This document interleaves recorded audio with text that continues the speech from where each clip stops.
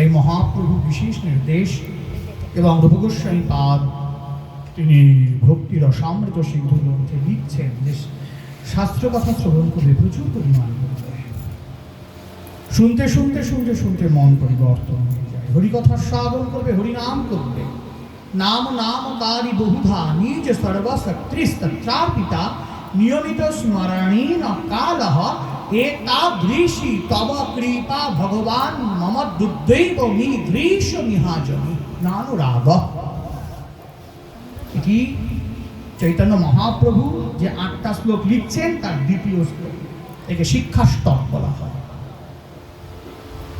নাম নামকারী বহুধা নিজ সর্বশক্তি সত্তার্পিতা বললেন এই হরিনামের মধ্যে সমস্ত শক্তি ভগবান তিনি দান করেছেন, কিন্তু তবু আমরা করি না।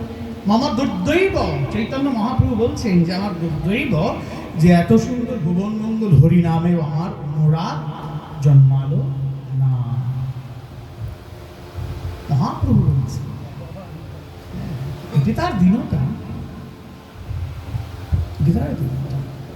ন ধনং ন জনং ন সুন্দরীং কবিতাং জগদীশ কামায়ে মম জন্মানি জন্মনীশ্বরে ভবতাৎ ভক্তির অহেতুকিতৈ। চতুর্থ শ্লোক এটি। তৃতীয় শ্লোক সবাই জানে, ছিনাদপি শুনিচেন তরণীব সহিষ্ণু নামানি নমানদীন কীর্তনীয় সদা। শিক্ষাষ্টকের তৃতীয় শ্লোক। মহাপ্রভু এই জন্য হরিনাম এবং হরিকথার উপরে বিশেষ জোর দান করতে বললেন। যে আমরা ভগবানের পূজা অর্চনা করছি, আমাদের তো অনেক ভুল হয়, ভুল তো হবে।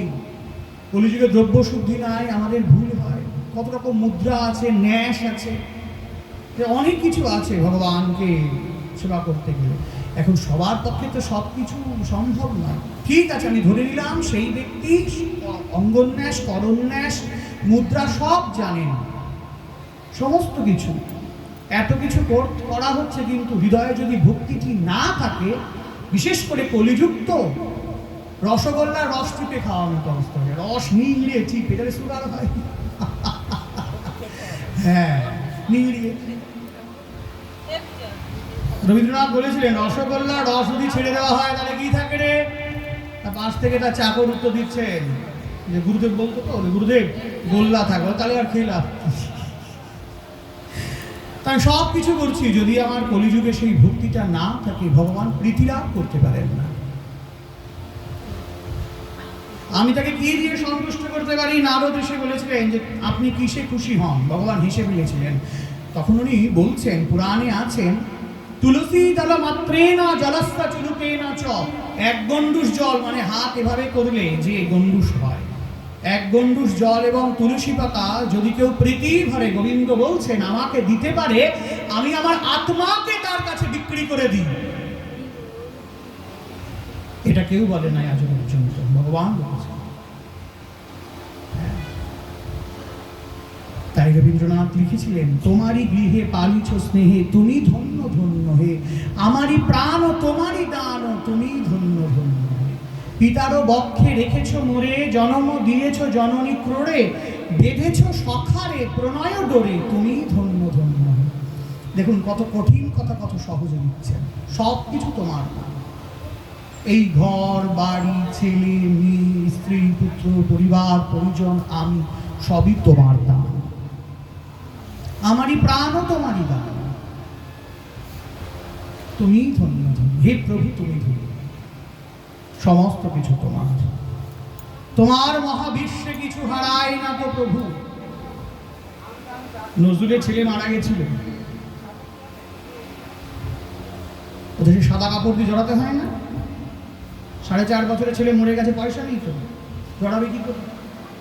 যার কাছে যায় কেউ দেয় না। একজন বললেন, যদি তুমি একটা গান লিখতে পারো আমি সেটি দিয়ে তোমাকে দিতে পারি। ভাবা যায়, তাই লিখেছিলেন, 2টি লিখেছিলেন। আপনারা এখন যে গানটা ফেসবুকে প্রচুর শোনেন, বাগিচায় বুলি বুলি তুই ফুল শাখাতে, খুব বেদনার গান। আমরা পেটের থেকে পড়ে তবলা বাজিয়েছি এই গান, এটা গজল নজরুলের, কিন্তু এটা খুব সুখের গান নয়। কৃষ্ণে আজি দোল, ছেলের নাম ছিল বুলবুল, ওই একটা। আর এখন যেটা বলছি সেইটা ছেলেকে দাফন করার পরে এই গানটা ভোর রাত্রে তিনি লিখেছিলেন। কি লিখছেন? তোমার মহাবিশ্বে কিছু হারাই না তো প্রভু। দেখুন, আমরা অবোধ অন্ধ মায়ায় তাই তো কাঁদি প্রভু। কি সুন্দর লাইন গুলো। হারালো মোর প্রিয় যারা তোমার কাছে আছেন তারা, আমার কাছে নাই পাহারা তাই তো কাঁদি। ভাবা যায় আমরা এত গ্রন্থ করে, এতবার জপ আহ্নিক করে, 500 ঘন্টাও চলে যায়, এত কিছু করে ওই জায়গাটা আসতে পারি না। উনি কি সুন্দর লিখলেন যে তোমার মহাবিশ্বে কিচ্ছু হারায়। শক্তির নিত্যতা সূত্র এক, আত্মা অবিনশ্বর, অছেদ্য, অদাহ্য, অবেদ্য, অশস্য এবচ। কিছু হারায়? আমার শরীরটা তৃতীয় তেজ মরুদ্গম পঞ্চভূতে বিলীন হয়ে গেল, তার মধ্যে আছে আত্মা তোমার কাছে আছে, তাহলে হারালোটা কি?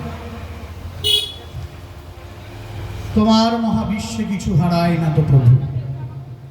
আমরা অবোধ, আমরা তো বুঝে উঠতে পারি না, অন্ধ মায়ায় তাই তো কাঁদি প্রভু। আমার যারা প্রিয়জন হারিয়ে গেছে, তুমি জানো যে সে আমার অত্যন্ত প্রিয়, আমিও তো চলে যাব, তখন তো আমি তাকে পাহারা দিতে পারবো না। তাই আমার সামনেই তুমি তাকে নিয়ে গেলে যেন আমি প্রবোধ বাক্য পাই যে হ্যাঁ, আমার প্রিয়জন তোমার চরণে আছে। হারালো মোর প্রিয় যারা তোমার কাছে আছেন তারা, আমার কাছে নাই পাহারা তাই তো। উনি নিজেকেই নিজে প্রভু দিচ্ছেন। উনি লিখছেন তোমার মতো তোমার ভুবন চিরপূর্ণ হে নারায়ণ, কোনো অপূর্ণতা নাই, সবই ঠিক আছে। আমার অতিরিক্ত চাওয়া, যার জন্য আমি এরকম ভাবছি। আমরা তো চাইতেও পারি। রজনীকান্ত লিখছেন ওরা চাহিতে জানে না দয়াময়। মন্দিরে গিয়েছেন, একজন শ্রী গুরুদেব বসে আছেন, তিনি আবার তার বন্ধু হয়। দেখছেন যারা যারা যাচ্ছে ভগবানের কাছে কত কিছু চাইছে, তাদের গুরুদেবের কাছে কত কিছু চাইছে। উনি ঠাই বসে বসে দেখছেন। ওই তখন একটা গান লিখেছিলেন যে ওরা চাহিতে জানে না দয়াময়, ওরা চাহে ধন জন আরোগ্য বিজয়। আমরা চাই না আমার রোগটা যেন কমে যায়, শরীরটা যেন সুস্থ থাকে, আমার সংসার যেন ভালো থাকে, আমরা এটা চাই। বিশেষ করে আমিও চাই, সত্যিই তাই। কিন্তু উনি তো অনেক ঊর্ধ্বে, তাই উনি লিখছেন যে ওরা চাহে ধন জন আরোগ্য বিজয়।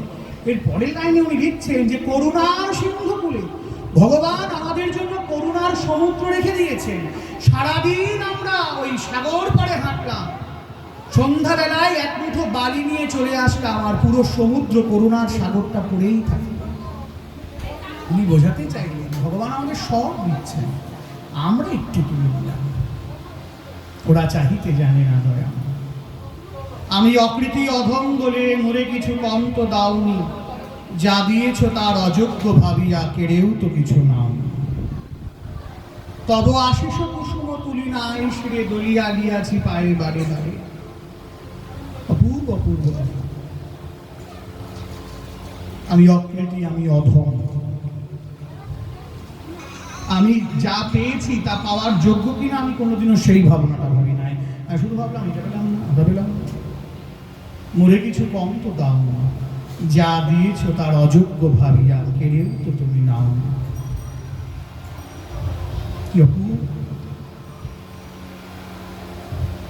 তাই চৈতন্য মহাপ্রভু তিনি কলিযুগের পাবন অবতার, তিনি আমাদেরকে শেখাচ্ছেন যে ভক্তির পথে এসো। ভক্তি কাকে বলে? ঋষিকেন ঋষিকেশ সেবনং ভক্তিরুচ্যতে। ভগবান ঋষিকেশের জন্য, ঋষিকেশ শব্দের অর্থ কি? ঋষিক শব্দের অর্থ ইন্দ্রিয়, যিনি সমস্ত ইন্দ্রিয়ের নিয়ন্তা বা মালিক, তাকে ঋষিকেশ বলে, তাকে ঋষিকেশ বলা হয়। ভগবান শ্রীকৃষ্ণের উদ্দেশ্যে মানব যে কাজটা করবেন সেটি ভক্তি। কিছু তুলসী পাতা তুলে নিয়ে এসেও যদি গোবিন্দের জন্য দেওয়া হয় সেটাও ভক্তি। মানব ভগবত উদ্দেশ্যে যে কাজটা করবে তাকেই ভক্তি করে। তাই এই ভক্তির উপরে আমাদের এই কলিযুগ দাঁড়িয়ে আছে। চৈতন্য মহাপ্রভু তাই বললেন যে দেখো সাধু মার্গকে অনুগমন করবে। সাধুরা যে পথে চলে সে পথে যাবে, তারা যেমন আচরণ করে চেষ্টা করবে সব ধর্ম পৃচ্ছা সাধুগণ যা যা আচরণ করে সেইগুলিকে জানবার জন্য প্রশ্ন করবে। কেন করা হয়? শ্রীকৃষ্ণ তীর্থে বাস করবে, মাঝে মাঝে একটু ধাম দর্শনে যাবে, শ্রীধাম বৃন্দাবন, মথুরা মণ্ডল, শ্রীক্ষেত্র বা শ্রীধাম নবদ্বীপ একটু যাবে। গেলে কি হয়? প্রাচীন বিগ্রহগণকে দর্শন করা যায়, সাধুদেরকে দর্শন করা যায়, নইলে ভগবৎ প্রীতি জন্মলাভ করবে না, অসম্ভব। এইগুলি প্রয়োজন। শ্রীকৃষ্ণ প্রীতি অর্থে ভোগত্যাগ বলা হয়। শ্রীকৃষ্ণ প্রীতি অর্থে ভোগত্যাগ করবে, কিঞ্চিত ছাড়বে। বলে হ্যাঁ একাদশী ব্রত করতে খুব কষ্ট হয়, বলে একটু কষ্ট সহ্য করো ভগবানের জন্য। কাটাহেরি খান্ত কেন কমল তুলিতে, দুঃখ বিনা সুখ লাভ হয় কি মহিতে। রাধারানীকে তাকিয়ে দেখো না, তিনি কত কষ্ট সহ্য করছেন ভগবৎ প্রীতির জন্য।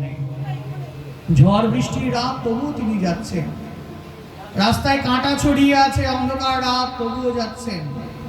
কণ্টক গাড়ি কমল সমপদতলা মন্দির চিরই ঝাপি দা করিবারি ধারি করি চল চল তহি অঙ্গুলি চাপি। কেন যাচ্ছে? তোমা অভিসারক লাগি, তোমাকে দেখবার জন্য। এই যে ভগবানের প্রতি একটি ইচ্ছা প্রকাশ যে তোমার সঙ্গে আমার দেখা হবে, শাস্ত্র যাকে বলছেন যে আশা বন্ধ।